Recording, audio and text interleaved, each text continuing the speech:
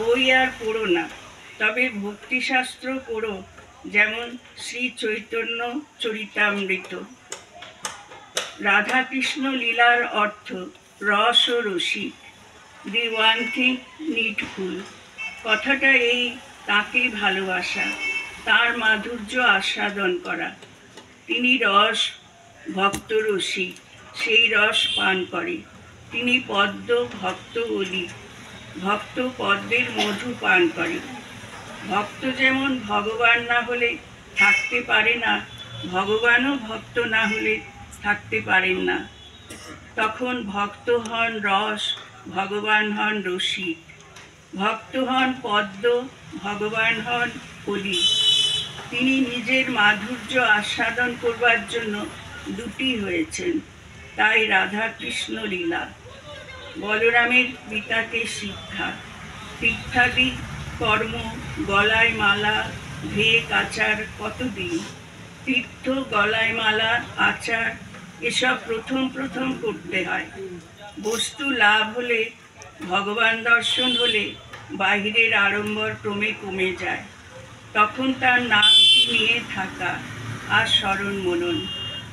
16 আনার 16 টাকার পয়সা এক কাঁড়ি, কিন্তু 16টি টাকা যখন করলে তখন আর অত কাঁড়ি দেখায় না। তাদের বদলে যখন একটি মোহর করলে তখন কত কম হয়ে গেল। আবার সেটি বদলে যদি একটু হীরা করো তাহলে লোকে টেরই পায় না। গলায় মালা, আচার প্রভৃতি না থাকলে বৈষ্ণবেরা নিন্দা করেন। তাই কি ঠাকুর বলিতেছেন যে ঈশ্বর দর্শনের পর মালা, ভেক এসবের আঁট তত থাকে না।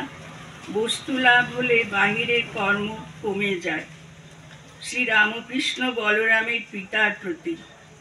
কর্তাভজারা বলে প্রবর্তক, সাধক, সিদ্ধ, সিদ্ধের সিদ্ধ।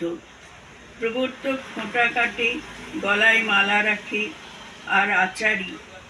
সাধক, তাদের অত বাহিরের আড়ম্বর থাকে না, যেমন বাউল। সিদ্ধ, যার ঠিক বিশ্বাস যে ঈশ্বর আছেন। সিদ্ধের সিদ্ধ, যেমন চৈতন্যদেব ঈশ্বরকে দর্শন করেছেন আর সর্বদা কথাবার্তা আলাপ। সিদ্ধের সিদ্ধকেই ওরা সাঁই বলে, সাঁইয়ের পর আর নাই।